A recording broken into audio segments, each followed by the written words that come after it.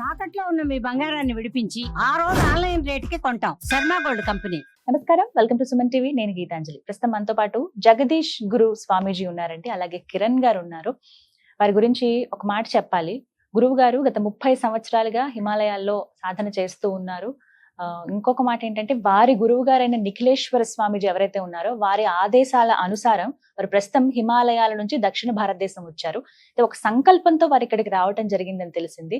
ఆ సంకల్పం ఏమిటి, అసలు వారు ఈ 30 సంవత్సరాల పాటు ఎలా అక్కడ హిమాలయాల్లో ఉన్నారు, ప్రత్యేకంగా వీరు కొన్ని నియమాలతోటి కొన్ని ఆహార పద్ధతులు కూడా వీరు ఫాలో అయ్యారట. కేవలం చాలా తక్కువ ఆహారం తీసుకుంటూ ఈ విశ్వంతో కనెక్ట్ అయ్యి వారి జీవితం ఉంటుందని చెప్తారు. ఇలా గురువులకి స్వామీజీలకి సంబంధించి తెలుగు కొంచెం కొంచెం అర్థం అవుతుంది, కాకపోతే మాట్లాడడం చాలా కష్టం. కేవలం హిందీలోనే వారు మాట్లాడతారని చెప్పారు. అర్థం చేసుకునే ప్రయత్నం చేద్దాము, భాష కన్నా భావం ముఖ్యం అంటారు కదా. సో వారితో మాట్లాడదాం. అలాగే కిరణ్ గారు, వారు కూడా యోగ సాధన చేస్తూ ఉన్నారు, గురువు గారితో పాటు ఉంటారు. వారి సంకల్పం ఏంటనేది, ఆ సంకల్పంలో తను కూడా ఒక భాగం అయ్యాను నేను కూడా అని చెప్తూ ఉన్నారు. తెలుసుకుందాం. గురువు గారితో ముందుగా మాట్లాడదాం. గురుగారు నమస్కారం అండి. కిరణ్ గారు నమస్తే. చాలా బాగున్నాము, సచ్చిదానంద స్థితిలో ఉన్నాము గురువుల బ్లెస్సింగ్స్ తోటి. చాలా సంతోషం మీరు ఇలా రావటం, గురువు గారు మా సుమన్ టీవీ స్టూడియోకి రావడం అనేది మా జన్మధన్యంగా భావిస్తూ, మీ గురించి ప్రేక్షకులకి తెలియాలి చాలా విషయాలు. నేనే చాలా వరకు ఆశ్చర్యపోయాను. మీకు కొంచెం కొంచెం తెలుగు అర్థమవుతుంది కాబట్టి మీ గురించి తెలియచేయండి. అసలు పేరు వచ్చేసి జగదీష్ గిరి గురువు గారు. గురువు గారు హిమాలయస్ లో ఉంటారు. హిమాలయస్ లో పాండవకోలి అనే ప్రాంతంకు నేను వెళ్ళడం జరిగింది. మా గురువు గారు శర్వానంద గురుగిరి గురుజీ బ్లెస్సింగ్స్ తోటి మహానుభావాన్ని కలవడం జరిగింది. మీరు వేరే గురువు గారి దగ్గర నుంచి ఇలా కనెక్ట్ అయ్యారు? అవును మేడం. అరుణాచలంలో శర్వానంద గురుగిరి గురుజీ ఉన్నారు, ఆనందం పరిపూర్ణ ఆశ్రమము. ఆ గురుజీ బ్లెస్సింగ్స్ తోటి శర్వానంద గురుగిరి గురుజీ అన్నమాట పేరు. ఆనందం పరిపూర్ణ ఆశ్రమం పేరు అరుణాచలంలో ఉంటుంది. ఆ గురువు గారి బ్లెస్సింగ్స్ తోటి ఒకసారి నేను హిమాలయాస్ వెళ్ళటం జరిగింది. హిమాలయాస్ లో పాండవ కోలి అనే ప్రాంతంలో పాండవులు తపస్సు చేసిన ప్లేస్ అన్నమాట అక్కడ. అంటే అక్కడి నుంచి వాళ్ళు స్వర్గానికి వెళ్ళారని పూర్వీకులు చెప్తూ ఉంటారు. అక్కడ బాబాజీ గారు ఒక మోర్ దాన్ 120 years దాటినటువంటి దున్ని ఒకటి వెలుగుతూ ఉంటుంది నిత్యం. ఇప్పటికి 135 years, మోర్ దాన్ 130 years. ఆ దుని ముందు మన బాబాజీ గారు కూర్చుని దర్శనం ఇచ్చారు ఒక రోజు. అక్కడికి వెళ్ళి ఉండటం జరిగింది. మీరు అందరూ వినే ఉంటారు మహావతార బాబాజీ గారిది. ఆ బాబాజీ గారి కేవ్ ఉంది కదా, గుహ. ఆ గుహ దగ్గర నుంచి పైకి వెళ్ళాలి, ఇంకా టాప్ కి వెళ్ళాలి, ద్వారహట్ కి దగ్గరలో. అక్కడ బాబాజీ గారు పరిచయం అవడం జరిగింది. అక్కడ బాబాజీతో పాటు కొంత సాధన చేయడం జరిగింది, అక్కడ కూర్చోవడం జరిగింది. బాబాజీ బ్లెస్సింగ్స్ అవి తీసుకుని కొంతకాలం ఉన్నా అనమాట. అయితే బాబాజీ గారు ఇక్కడికి వచ్చిన ఉద్దేశం ఏమిటంటే, బాబాజీ గారు ఇక్కడ 20 సంవత్సరాలు హిమాలయాస్ లో తపస్సు చేసి బాబాజీ గారు అక్కడ నేర్చుకున్న జ్ఞానాన్ని బాబాజీ గారి యొక్క గురువు గారు అందరికి పంచమని, ఆ జ్ఞానాన్ని 10 మందికి పంచమని పంపించారనమాట. అంటే నేను అవును మేడం. मैं हिमालय में 30 साल लगभग रहा। 98 से लेकर 8 से लेकर अभी तक भी मैं हिमालय में, उससे 1-2 साल पहले चला गया था। तो हमको गुरु प्राप्ति हुई 1990 में। 1990 में ओके। हम समाज में थे। अचानक गुरु जी ने पदार्पण किया हमारे जीवन में। जिज्ञासा बचपन से थी, बहुत छोटी उम्र में से, 3-4 साल की आयु की उम्र में से बड़ी जिज्ञासा थी, मन कहीं लगता नहीं था। आपका माता पिता? माता जब गोद में लेती थी तो मुझे बड़ा आश्चर्य होता था कि ये मुझे क्यों अपनी गोद में बिठा रही है, क्यों मुझसे प्यार करती है। क्योंकि मन में हमेशा एक भाव होता था कि जैसे मुझे कल कहीं जाना है। हर दिन ये भाव होता था, मन से मैं तैयार रहता था, लेकिन कहाँ जाना है नहीं पता है। इसलिए संसार की कोई भी एक्टिविटी जो होती थी गांव में, किसी शादी हो रहा है, ब्याह हो रहा है, किसी का कुछ कार्य जीना मरना होता है, तो किसी चीज में इंटरेस्ट नहीं होता था। जैसा लगता था कि मेरा जीवन कुछ अलग ही है और मैं यहाँ कहाँ आ गया। बहुत छोटी उम्र में 3-4 years। आहिस्ता आहिस्ता ये चीज मेरी बढ़ने लगी। तो 15-16 साल की आयु थी मेरी, तो हमने एक किताब लिखी, बिना पूंछ का जानवर। हाँ, कि मैं मनुष्य ढूंढता था। विद्याभ्यास हो गया आपका? मैं मनुष्य ढूंढता था कि संसार में मनुष्य कहाँ पर है। हम्म मैं किसको मनुष्य बोलूं।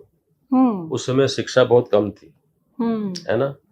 50-60 गांव में जाके 2-4 ही व्यक्ति कोई हाई स्कूल इंटर पास मिलते थे, ठीक है ना। तो मैं उनको देखता था सिर से लेके पैर तक, लेकिन मुझे संतुष्टि नहीं होती थी। हम्म इन्होंने शिक्षा ग्रहण करके कुछ परिवर्तन तो है नहीं इनके अंदर। हम्म तो शिक्षा का मतलब क्या होता है, मनुष्य का मतलब क्या होता है, मनुष्य किसको कहते हैं, है ना। यही अंदर क्वेश्चन आंसर, स्वयं से क्वेश्चन होते थे, स्वयं से आंसर भी होते थे मेरे जीवन में। तो फिर एक समय गुरुजी आए, उन्होंने बोला, दिन में 2:30 बजे का टाइम था। आपका गुरुजी का नाम? परमहंस स्वामी निखिलेश्वरानंद महाराज जी, निखिलेश्वरानंद महाराज जी, जो सिद्धाश्रम के हुए। महायोगी हैं, हाँ हैं, जो सिद्धाश्रम का संचालन करते हैं। हो उस सिद्धाश्रम में सूर्य, चंद्रमा, देवी देवता, इनका जानना वर्जित है। आपका एड्रेस कैसे पता चला उनको? ये तो गुरुजी जानते हैं, है ना। मैं इनको थोड़ा बहुत जानता हूँ, इतना सा कण मार। अच्छा अभी आपने कहा ना कि भाई इनकी आयु क्या है, मुझे नहीं पता है। जितना मुझे आभास हो सका है आज तक, तो मेरे आभास से मेरी स्मृति में लगभग 5000 साल है, जबकि मैं समझता हूँ वो भी कम मैंने बताया। हमारी बुद्धि विवेक उनको समझने योग्य नहीं है, इतना मैं कह सकता हूँ बस। वारी गुరించి అయితే तो स्वामी निखिलेश्वर। हाँ, तो एक दिन ये आए, इन्होंने दिन में दोपहर में मैं कहीं से आया तो ऐसे ही पलंग में लेटा, आंख बंद करी, आंख बंद करते ही सामने खड़े हो गए। मैं उनके साथ, अभी भी मैं उन्हीं के साथ में हूँ। अभी भी? हाँ, गुरुजी यहाँ भी है? बिल्कुल है। हरिओम। और जब उन्होंने आदेश दिया, आदेश की बात में बोल रहा हूँ, उन्होंने आदेश दिया मेरे को 97 में कि तुमको हिमालय में रहना है और 20 साल रहना है।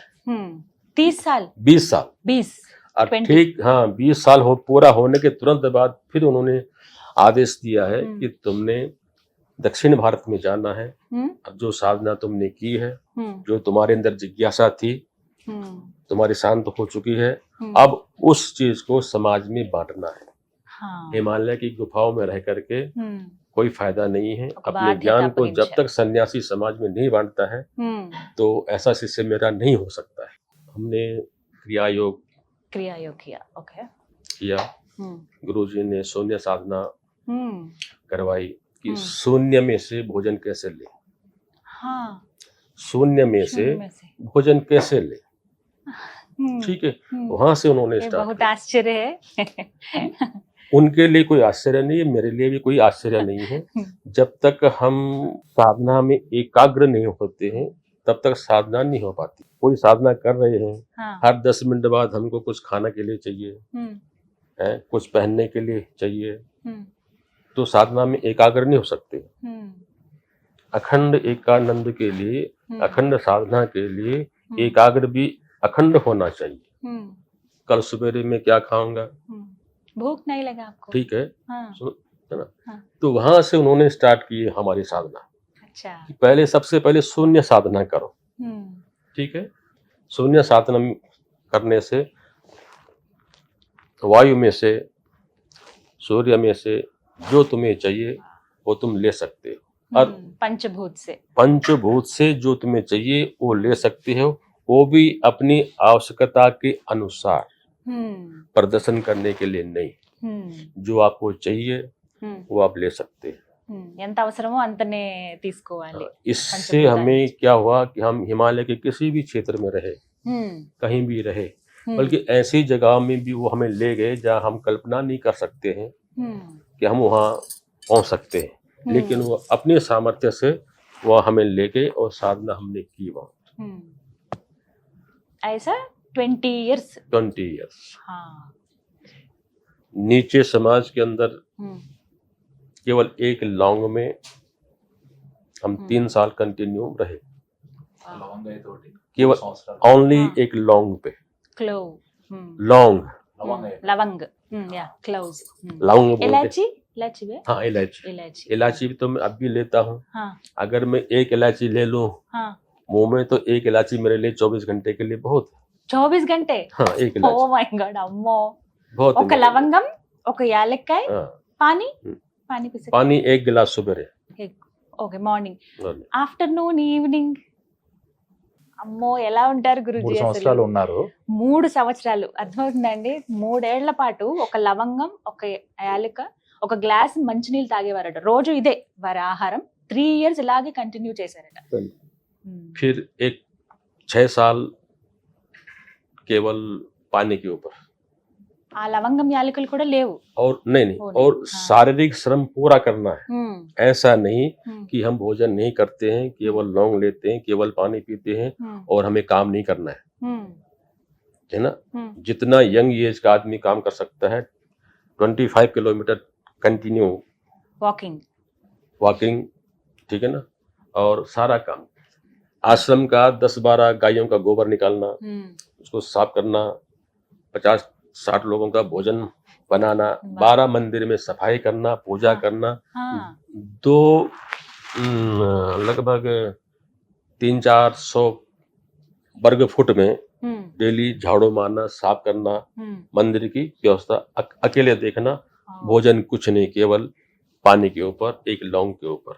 మంచినీళ్ళు ఒక గ్లాస్ మంచినీళ్ళు తాగి నార్మల్ గా ఒక 25 కుర్రోడు ఎలా అయితే పని చేస్తారో అట్లా పని చేసే వాళ్ళు అంటండి అసలు ఓపిక ఎలా వస్తుందో उसमें आपका वेट कम नहीं होना चाहिए, హా, ठीक है। హా.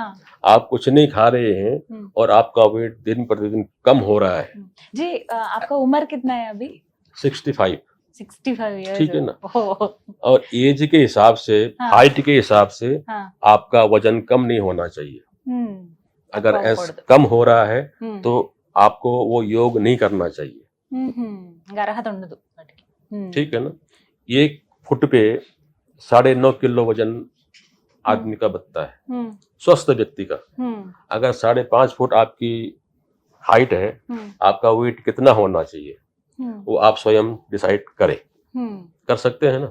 हम्म, हाँ, फिर आप अगर लौंग में और पानी में रह रहे हैं हम्म, तो ओवर 8 फिर तो वेट आपका डाउन हो जाएगा। हम्म, लेकिन औसतन वेट मान लो आपका 55 किलो होना चाहिए, हम्म. तो उससे डाउन नहीं होना चाहिए आपका वेट। ఇంకా తగ్గకూడదు అంతకు మించి. हाँ, वहां आकर आपका वेट रुक जाना चाहिए, स्थिर हो जाना चाहिए, आपका तबीयत का कोई प्रॉब्लम नहीं कोई प्रॉब्लम नहीं, अभी तक.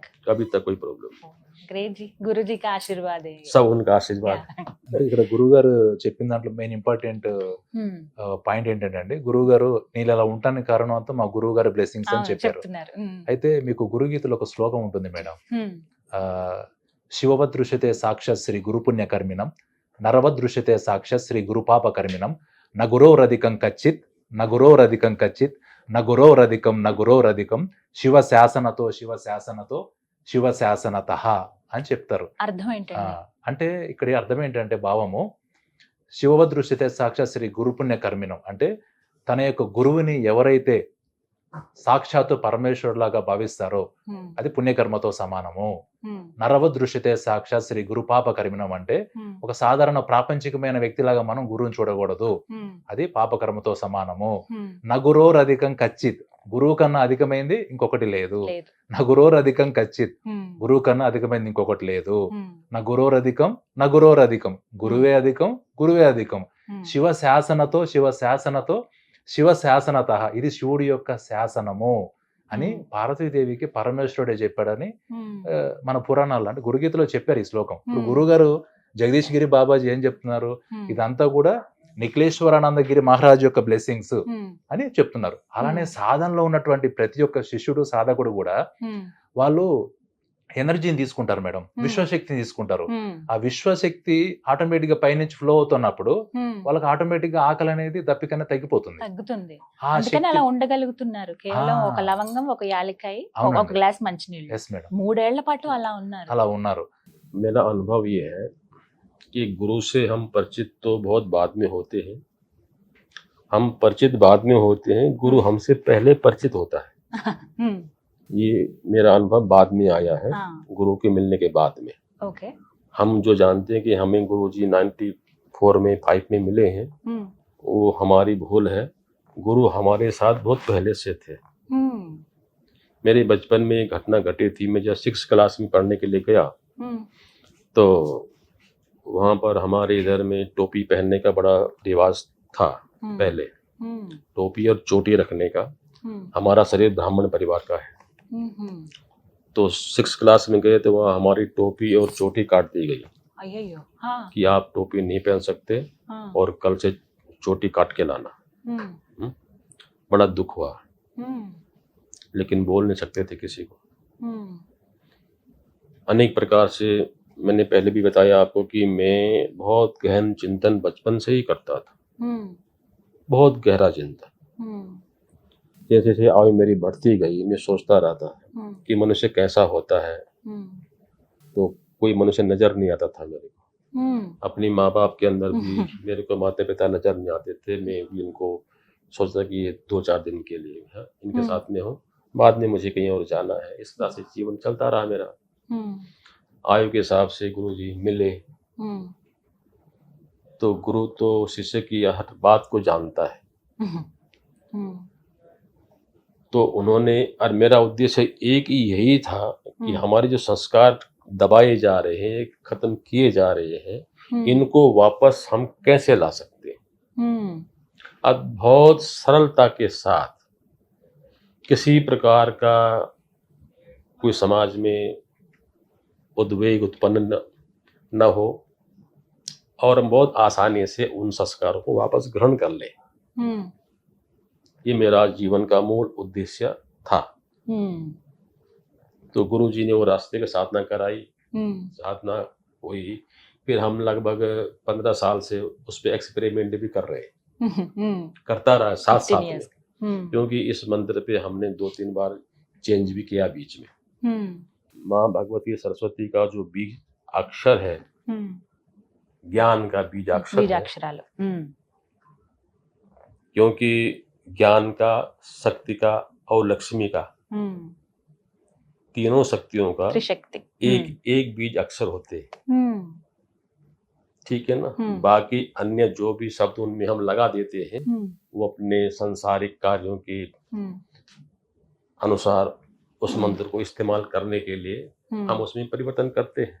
हम्म, लेकिन बीजाक्षर तो तीनों शक्तियों के एक ही हम्म, होते हैं। एक ही होते हैं, उनको भी समय काल के अनुसार हम हल्का और तेज और तीव्र कर सकते हैं। हम्म, तो हमने खास तौर से जो शिक्षा देने का है, हम्म, किसी भी प्रकार की शिक्षा देनी हो, हम्म, इसी बीज मंत्र से हम दे सकते हैं। हम्म, आगे चल के वो बच्चा, वो विद्यार्थी अपने जीवन में किसी भी क्षेत्र में जाए, हम्म, किसी भी क्षेत्र में जाए, वो खेती का काम करे, हम्म, व्यापार करे, कुछ भी करे, लेकिन वो ऐसा व्यक्ति होना चाहिए हम्म, कि अच्छी से अच्छी सफलता मिल जाए हम्म, तो भी धैर्य रखे, हम्म, और बुरा से बुरा समय जीवन में आ जाए तो भी धैर्य रखे, हम्म, ठीक है, और वहां पर आगे बढ़े, निर्णय स्वयं ले सके, विवेक जागृत होना चाहिए। सामने क्या, मेरे सामने क्या परिस्थिति है, हम स्वयं निर्णय ले सके। आज हम इस समय के जो मैं बात बता रहा हूँ, हम सब के सब हिंदू, हमारी बुद्धि बांध दी गई है, जैसे लकड़ी की गठरी बांधते हैं ना, गठरी बांध दी है, इसको उठा के वहां रख दो तो गठरी वहीं पड़ी रहेगी। हमारे लिए कहा गया, एक दशक वो आया था कि 1 या 2 बच्चियां पैदा कर सकते हैं, तीसरा नहीं पैदा कर सकते। दूसरी कम्युनिटी को बोल दिया तुम जितने मर्जी करो। मुझे सीखना चाहती हूँ वो बीजाक्षर। ठीक है। हाँ। तो आज हजारों लाखों परिवार हिंदुओं के नष्ट हो चुके हैं, जिनका कोई नाम लेने वाला आज है नहीं। हमारे सामने की बात है, जवान बच्चों जिनकी शादी नहीं हुई है, उनको भी फैमिली प्लानिंग करा दिया गया उस समय। बस में कोई बिना टिकट पकड़ा गया, ट्रेन में कोई बिना टिकट पकड़ा गया, जगह जगह कैंप लगे होते थे और जबरदस्ती उनको फैमिली प्लानिंग कर दिया। अभी भाई लड़कों को ऐसे कई परिवार खत्म हो गए उस समय, लेकिन कोई बोला नहीं। బయటికి ఎవరు చెప్పరు। 1000-2000 को कट जाना चाहिए, जीवन तो कल दोबारा मिल जाए। लाख 2 लाख कट जाते तो क्या दिक्कत थी, है ना। लेकिन उस समय कोई नहीं बोला। आज भी अनेक प्रकार से हमको दबाया जा रहा है, और हम इस क्रिया के द्वारा आने वाली पीढ़ी में शेर पैदा करना चाहते हैं कि जो अपने जीवन में शेर वो नहीं होता जो दूसरे को नुकसान दे, अपने जीवन को शेर भावना से जिए, किसी क्षेत्र में पीछे न रहे, किसी को परेशानी न दे, है ना? सबको अपने अनुकूल ही समझे। जैसे मैं हूँ वैसे ही मेरे अगल में है, मेरे बगल में है, मेरे सामने है, मेरे पीछे है। किसी को कष्ट न दे।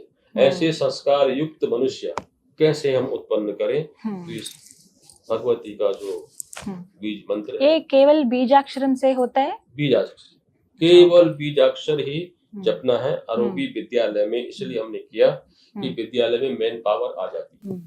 अगर 500 बच्चे एक अक्षर का मंत्र है, ठीक है, 500 बच्चे एक स्वर में एक बार उस मंत्र को बोलेंगे तो 5 माला हो गई।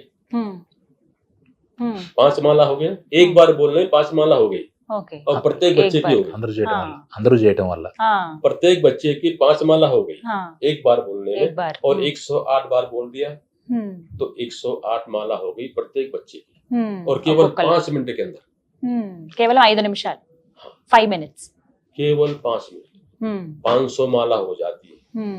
कोई है ऐसा माता पिता कि जो 5 मिनट में अपने बच्चों के लिए 500 माला जप करवा दे, है ना? और कंटिन्यू 90 डेज अटेंडेंस होनी चाहिए, और 90 डेज के बाद आप बच्चों में परिवर्तन देखेंगे। Only 90 days, 101%। ऐसा नहीं कि एक बच्चा छूट जाए, 2 बच्चा छूट जाए। और विद्यालय हमको रिपोर्ट देगा कि महाराज जी हमारे पास 500 बच्चे हैं या 400 बच्चे हैं, और उनमें से 50 बच्चों पे कोई फर्क नहीं पड़ा है, बाकी सब में इम्प्रूव हो रहा है। अभी तो इम्प्रूव ही होगा स्टार्टिंग में, लेकिन 20, 30 या 50 बच्चों पे प्रभाव नहीं पड़ा है। उसकी जिम्मेदारी कौन लेगा? है स्कूल लेगा, या अभिभावक लेंगे, या मैं लूंगा? कौन लेगा? हम लेंगे। ओके, मेरे తీసుకుంటారు। ठीक है ना? आपने कंटिन्यू बच्चों से मंत्र करवाना है, और केवल 5 मिनट कराना है। टाइमिंग क्या है? टाइमिंग सुबह प्रेयर के टाइम पर, प्रेयर के टाइम, असेंबल, मॉर्निंग असेंबल होता है ना, असेंबली के टाइम टाइम में। में। और आप अगर ईश्वर बुद्धि दे दे उन आचार्यों को, तो इवनिंग में छुट्टी के टाइम की अगर 5 मिनट कर दे तो आपके विद्यार्थियों का ही भला होगा। केवल स्कूल चिल्ड्रन या कॉलेज चिल्ड्रन? कॉलेज में भी, लेकिन कॉलेज में प्रभाव कम पड़ता है, ठीक है। फर्स्ट क्लास से लेकर इंटर तक, क्योंकि कॉलेज के जो आज के विद्यार्थी हैं, इनका जो माइंड है वो ज्यादा फास्ट है।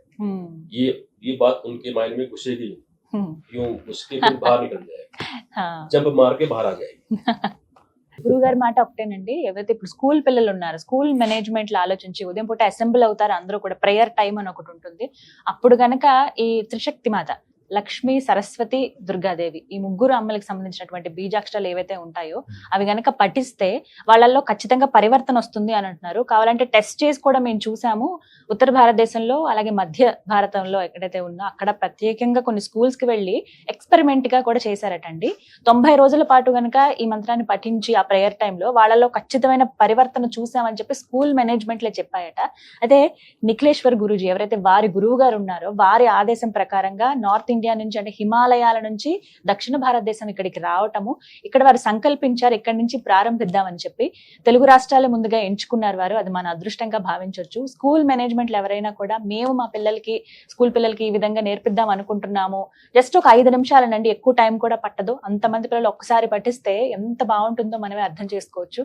మీ స్కూల్ మేనేజ్మెంట్స్ ఏవైతే ఉన్నాయో మీరు ఆలోచిస్తే గనక మీరు సంప్రదించవచ్చు గురువు గారిని. ఇలా వచ్చి నేర్పిస్తారు, ఎప్పుడైతే నేర్పిస్తారో అది కంటిన్యూగా ఒక 90 రోజుల పాటు చేస్తే ఖచ్చితంగా